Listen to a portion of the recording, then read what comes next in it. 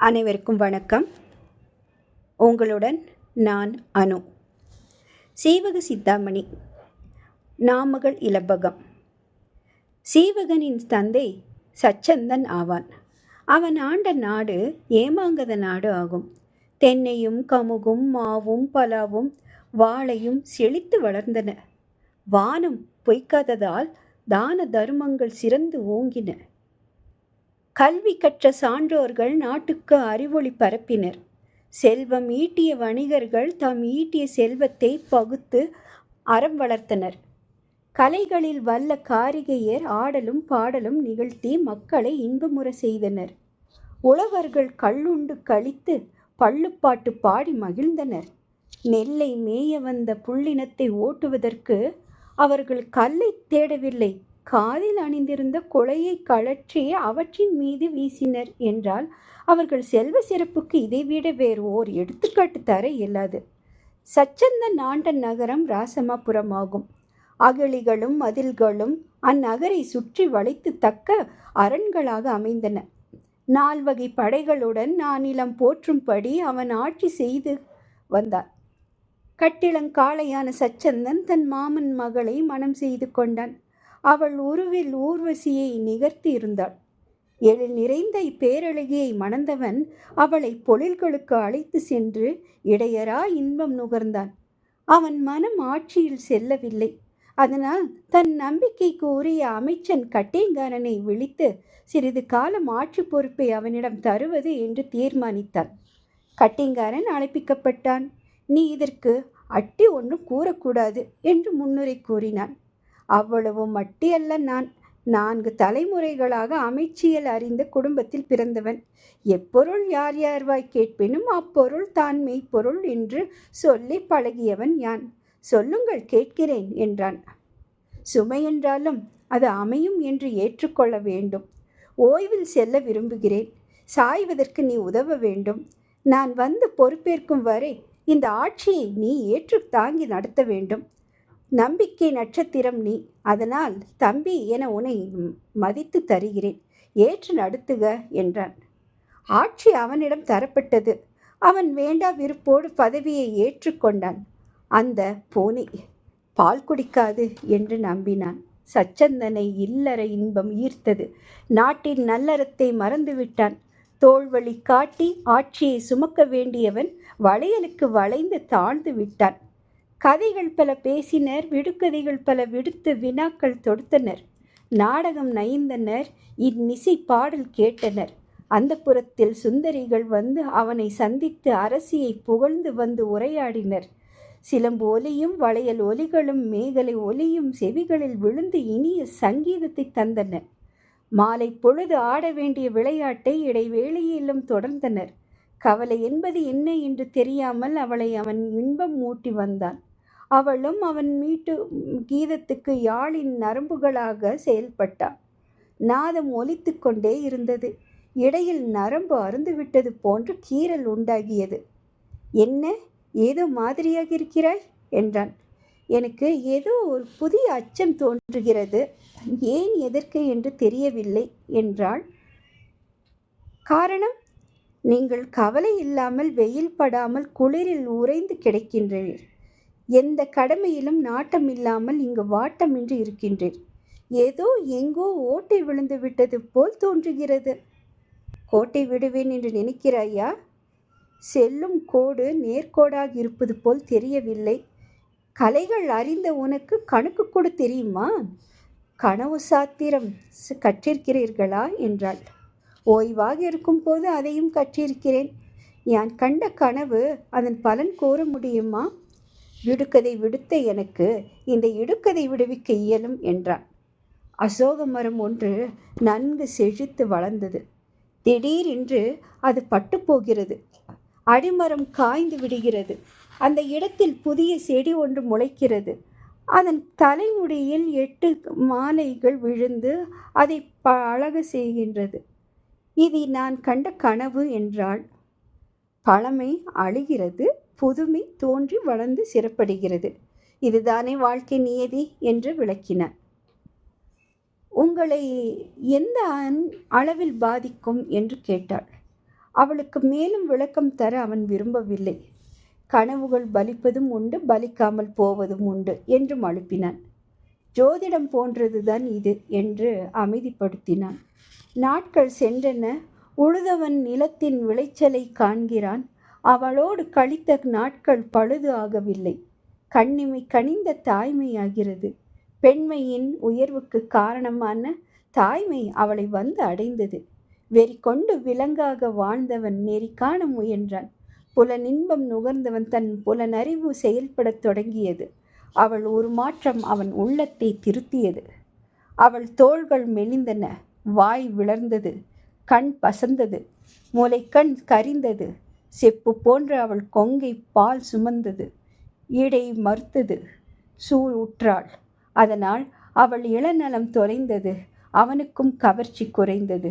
அவள் வயிற்றை அவ்வப்பொழுது உதைத்து உயிர் துடிப்பை காட்டி வந்த மதலையின் எதிர்காலம் அவன் கண்முன் நின்றது.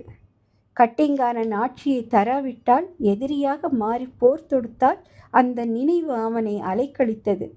தான் அழிந்தாலும் தன் மனைவியையும் வயிற்றில் உருவாகும் உதயகுமாரனையும் அப்புறப்படுத்த வேண்டும். அவர்கள் தப்பித்து செல்ல வழி ஏற்படுத்த வேண்டும் என்று நினைத்து அதற்கு ஏற்ற உபாயத்தை தேடினான். மயனுக்கு நிகரான தச்சனை அழைத்து மயில் பொறி ஒன்று செய்து தருமாறு வேண்டினான். அது பறக்கும் தட்டாக இருக்க வேண்டும் என்று விரும்பினான். சிற்ப நூல் வல்லவன் தன் கற்பனை கொண்டு ஒப்பனை மிக்க மயில் பொறி ஒன்றை பழைய கந்தல் துணிகளையும் பருத்தியையும் அரக்கையும் நூலையும் பிசினையும் மெழுகையும் வைத்து நன்கு பக்குவமாக செய்து தந்தான். அதை இயக்குவதற்கு தக்க விசை பொறிகளையும் அமைத்து கொடுத்தான். அதனை மேலே செல்லவும் கீழே இருக்கவும் திருகுவதற்கு வேண்டிய கருவிகளை பொருத்தி வைத்தான். 7 நாளில் இதை அழகுற செய்து முடித்தான். அதில் ஏறி மேலே செல்லவும் விண்ணில் பறக்கவும் கீழே இறங்கவும் தக்க பயிற்சியும் தந்தான். ஆபத்து காலத்தில் தப்பித்து செல்ல அவளை தகுதி படைத்தவளாக்கி வைத்தான். அவளுக்கு அது உல்லாச பயணமாக இருந்தது. கட்டிங்காரன் அமைச்சரவையை கூட்டினான். அவர்கள் ஆமோதிப்பு உரையை எதிர்பார்த்தான். ஆட்சியை சில நாள் ஏற்று நடத்தினான் இல்லையா? அதில் கிடைக்கின்ற ஆதாயங்களை அறியத் தொடங்கினான். ஏன் இதைத்தானே தொடர்ந்து நடத்தக்கூடாது என்ற யோசனை தோன்றுகிறது. நீர் வெள்ளத்தில் நீந்தி சுகம் காணும் வேந்தன் நிச்சயம் கரையேறித்தான் ஆக வேண்டும். ஆக வாழ்க்கையில் அகப்பட்டவன் புறப்பொருள் பற்றி சிந்திக்காமல் இருக்க மாட்டான். வந்து திரும்ப கேட்டால் என்ன சொல்வது? நீங்கள் கருத்து யாது என்று கேட்டான். இல்லை என்று மறுத்து சொன்னால் என்ன என்று துணிந்து கேட்டான். இதனை நாட்டு மக்கள் பொறுத்து கொள்ள மாட்டார்கள். நிழல் நிஜமாக ஆக முடியாது. சட்டம் இடம் தராது. அது மட்டுமல்ல, இது நம்பிக்கை துரோகம். மனைவியை பாதுகாத்து கொண்டிரு என்று சொன்னால் அவளை உடன் பிறந்த சகோதரியாக நினைக்க வேண்டுமன்றி அவளை ஏன் தன் இன்பத்துக்கு துணையாக ஆக்கிக் கொள்ளக்கூடாது என்று நினைப்பது தவறு. தீட்டிய மரத்தையே கூர்பார்ப்பது போன்ற செய்கை இது. நீதி நூல்கள் இதற்கு இடம் தராது. பிறன் மனைவியை நினைப்பவன் கண்ணியை காமத்தில் கலக்கியவன் நன்றி கொன்றவன். அரசனுக்கு கேடு சூழும் அமைச்சன் இவர்கள் எல்லாம் இம்மையில் குட்ட நோயால் கெட்டு அழிவார்கள். இறந்த பின் நரகத்தில் இடர்படுவார்கள் என்று அறிவுரை கூறி பார்த்தனர். அவன் தேறுவதாக இல்லை. அவன் மைத்துனன் மதனன் கண் சிவக்க பேசினான். பண் மிகுக்க எங்களுக்கு ஏற்ப பாட வேண்டியவர்கள் நீங்கள். அறம் சிறக்க பேசுவது தகாது. ஆண்டவர்கள் நாங்கள். எங்கள் சொற்களை தாண்டி பேசுவது ஏற்க முடியாது. படையெடுத்து பாறை கட்டி காப்பது எம் திட்டம். அதனால் சச்சந்தன் அடையப் போவதாம் கஷ்டம். இது எங்கள் இஷ்டம் என்று கூறி முடித்தான். அவர்களை தடுக்க முடியாமல் போய்விட்டது அந்த அமைச்சர் வட்டம். போர் முரசு கொட்ட வைத்தான். 2 திறத்து படைகளுடன் திரண்டன. அரசன் இருந்த அந்தப்புறத்தையும் அதை சுற்றியிருந்த அரணினையும் சூழ்ந்தனர். புகையை கண்டு நெருப்பு அணுகிவிட்டது என சச்சந்தன் அறிந்தான். விசையின் வயிற்றில் வளரும் மாணிக்கத்தை காக்கும் பொறுப்பினை உணர்ந்தான். வாள் கொண்டு போருக்கு புறப்பட்டவன் ஆள் அனுப்பி விசையை மயில் பொறியில் ஏறி செல்லுமாறு அறிவித்தான். விசையை மயிலேறி செல்லும் போது முருகன் ஆனாள். அது பறக்கும் தட்டாக பறந்து சென்றது. அகநகர் விட்டு விண் நோக்கி புறநகர் நோக்கி சென்றபோது போர் மூண்டு விட்ட செய்தியை அங்கு செவியில் வந்து விழுந்த பேர் ஒலி அறிவித்தது. அது அவல குரலாக மாறியது. அரசன் இறந்து விட்டான் என்பதை அவளால் அறிய முடிந்தது. விசையை முடுக்க மாட்டாமல் விசையை அசைவுற்று போனாள். பொறி தானாக கீழே இறங்கியது. கதிரவன் கால் சாய்ந்து காரிருளை தோற்றுவித்தது. இருள் சூழ்ந்த சூழல் தெரு விளக்குகளுக்கு பதிலாக ஈம எரி ஒளி தந்து கொண்டிருந்தது. அழகியர் ஆடல்களை கண்ட அவள் பேய்கள் கூத்தினை கண்டாள். அவற்றின் நிழல்கள் எங்கும் அசைந்து ஆடிக்கொண்டிருந்தன. ஆந்தைகள் அலறின, கோட்டான்கள் கூவின, நரிகள் ஊளையிட்டன. அதனால் அந்த இடம் வாழ்க்கை பயணத்தின் முடிவிடம் என்பதை அறிந்தாள். முற்றிய கருவயிற்றில் இருக்க விரும்பவில்லை. மருத்துவர் உதவி வந்தால்தான் வெளியே தலை காட்டுவேன் என்று அது வேலை நிறுத்தம் செய்யவில்லை. இந்த உலகத்தை கண் திறந்து பார்க்க நினைத்தது. அங்கேயே அக்குழந்தையை பிரசவித்தாள். அதன் அழுக்குரல் கேட்டு அவள் அகம் மலர்ந்தாள். அந்த இடுகாட்டில் நடு இரவில் அவளுக்கு பக்கத்துணை யாரும் இல்லை என்பதை தெய்வமே தாங்கிக் கொள்ள விரும்பவில்லை.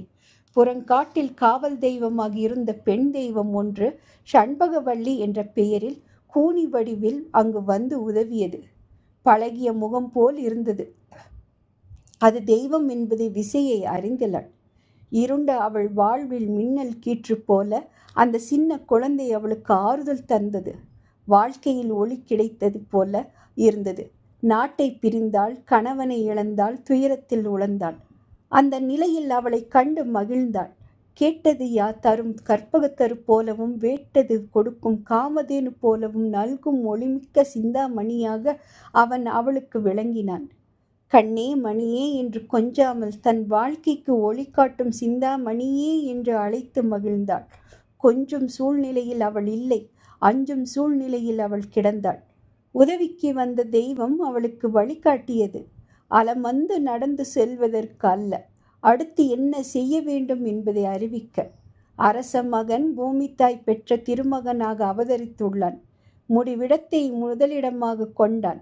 பிறப்பினால் ஒருவர் உயர்வு அடைவதில்லை, வளரும் சிறப்பினால்தான் அவன் மேன்மை அடைவான்.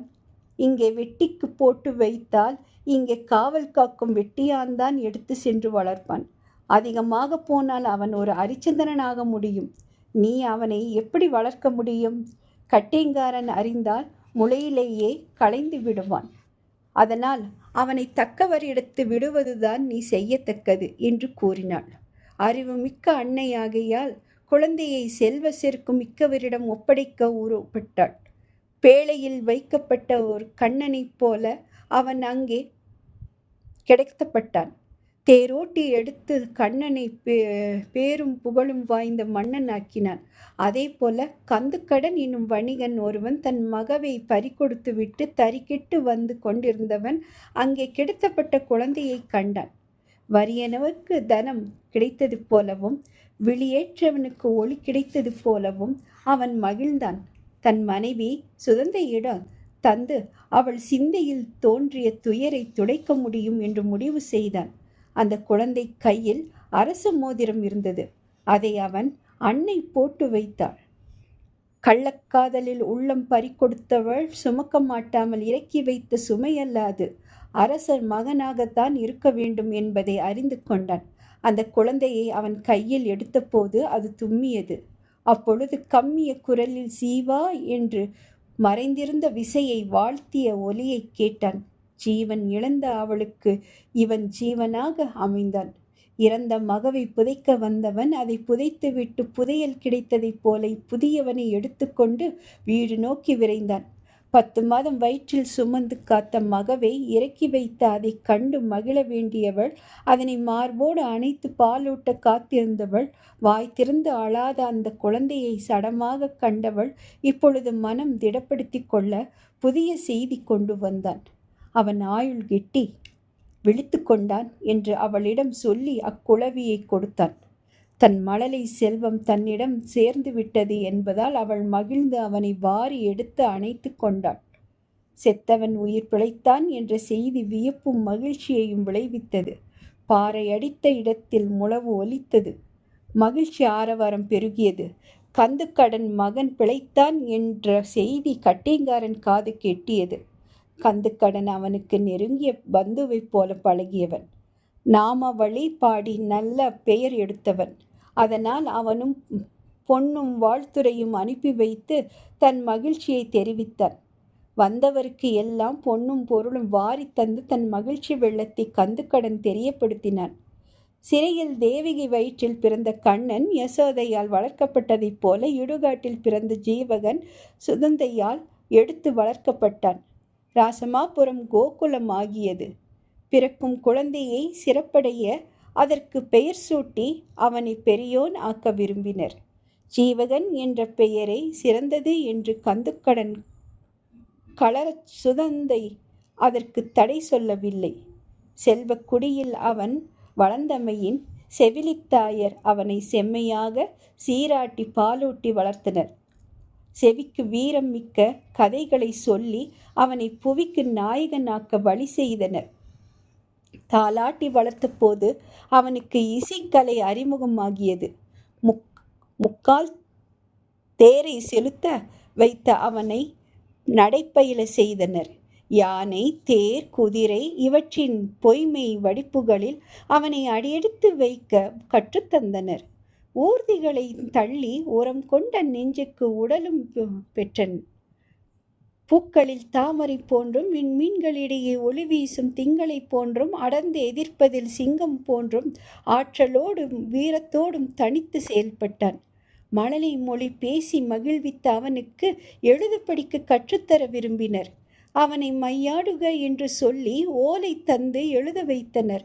ஆரம்ப கல்வி 6ஆம் வயது வருவதற்குள் அவனுக்கு அறிமுகப்படுத்தப்பட்டது. அவன் வாழ்க்கையின் முதல் அத்தியாயம் நாமகள் இளம்பகமாகியது. சித்திரமும் கைப்பழக்கம் செந்தமிழும் நாப்பழக்கம் வைத்ததொரு கல்வியும் மனப்பழக்கம் என்பதற்கு ஏற்ப தொடர்ந்து கல்வி கற்றான். கற்க கசடர கற்பவை கற்றபெண் நிற்க அதற்கு தக என்னும் குரட்பாவின் கருத்துப்படி அவன் கற்க வேண்டிய நூல்களை குற்றமற கற்றான். சான்றோர்கள் நூல் வழியாக தெரிவித்த அறக்கருத்துக்களை அவன் ஆழ்ந்து கற்று ஒழுக்கத்தால் சிறந்த நன்மகனாக வளர்ந்தான். கல்வி கேள்விகளில் சிறந்ததோடு ஆன்ற ஒழுக்கம் மிக்கவனாக வளர்ந்தான்.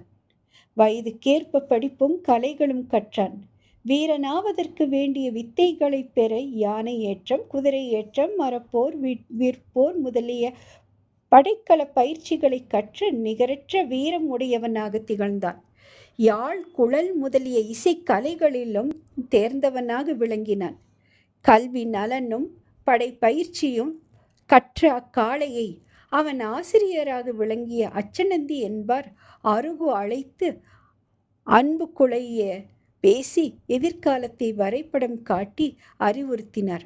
அவர் ராசமாபுரத்தில் நீண்ட காலம் தங்கியவர். அதனால் அவர் அங்கு நடந்தவை எல்லாம் கேட்டு அறிந்தவராகியிருந்தார். கந்துக்கடன் இல்லத்துக்கு வந்தபோது சீவகனின் தாய் சுனந்தை அவரை இன்முகம் காட்டி நல்வரவு தந்து அவர் பசிக்கு உணவு அளித்து களைப்பை போக்கினார். பச்சிளம் குழந்தையாகி இருந்த இந்த பவித்திரனை கண்டதும் அவர் இதுவரை தான் உழந்து வந்த யானை தீ என்னும் நோய் நீங்க பெற்று பொலிவோடு விளங்கினார். அன்பும் பண்பும் மிக்க அந்த குடும்பத்தில் அடியெடுத்து வைத்த போதே அவர் நோய் நொடி நீங்கி நலமிக்க யாக்கை பெற்றார். அது அவருக்கு வியப்பையும் மகிழ்ச்சியையும் தந்தது. காலை கதிரவன் போல ஒளி வீசிய அந்த வாலை குமரனுக்கு தான் அறிந்த படைக்கல பயிற்சியை கற்றுத்தருவதில் பெருமை கண்டார். நாள் செல்ல செல்ல அவன் நாட்டு இளவரசன் என்பதையும் அறிந்து கொண்டார். எனவே அவனுக்கு கல்வி கற்பிப்பதில் இரட்டிப்பு மகிழ்ச்சி கொண்டார். இதுவரை சீவகன் அறியாத சில உண்மைகளை கதை சொல்வது போல் அவனுக்கு எடுத்து உரைத்தார். நான் சொல்வதை நீ கவனமாக கேட்க வேண்டும். இந்த நாட்டின் ஆட்சி சீர்குலைந்திருக்கிறது. காரணம் தெரியுமா? மன்னவன் மக்களுக்கு உயிர் போன்றவன். அவன் வறியவன் காக்கும் வயல் போல மக்களை காக்க வேண்டும். நாடு என்பது நிலத்தால் சிறப்பு பெறுவது இல்லை. அது மேடு ஆயினும் சரி, காடு ஆயினும் சரி, விளையும் நிலமாயினும் சரி, விளையாத கரும்பு நிலமாயினும் சரி, அதனால் மட்டும் மக்கள் வளமுடன் வாழ்வது இல்லை. அதை ஆளும் அரசன் நாட்டை செம்மையாக ஆட்சி செய்தால்தான் செழுமை சேரும், அறம் நிலைக்கும், மக்கள் மக்களாக வாழ்வர். உண்பதற்கு உணவும் உடுக்க உடையும் வாழ வசதிகள் மட்டும் இருந்தால் போதுமா? மாந்தர் ஒழுக்கம் மிக்கவராக வாழ வேண்டும். இன்று எந்த நிலையில் நாடு இருக்கிறது? தலைவன் ஒழுக்கக்கேடாக இருக்கிறான். காமக்கணிகையரை ஏமமாக அடைந்து